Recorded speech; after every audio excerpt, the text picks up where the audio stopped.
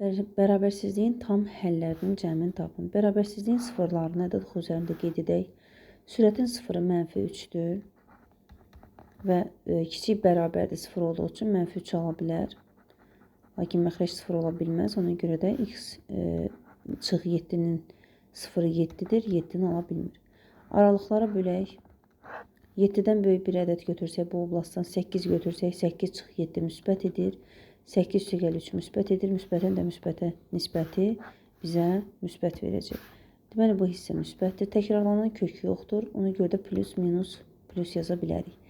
Bizə lazım olan aralıq sıfırdan kiçik olan aralıqdır. Yəni, -3-dən 7-yə qədər. -3 parça daxildir. Nöqtəsi daxildir. 7 isə daxil deyil. Bu aradakı tam ədədlərin cəmi bizdən tələb olunur. -3 üstəgəlinsin -2, -1, 0, 1, 2, 3 bu hissədə, yəni ta 3-ə qədər olan hissənin cəmi 0 verəcək. Simmetrik ədədlərdir. Üstəgəlinsin qalır 4 plus 5 plus bir dənə də 6. 7 daxil deyil. Bərabərdir. 4 üstəgəl 5 üstəgəl 6-nın cəmi isə bizə 15 verdi. Yəni, ümumi cəm olur 15.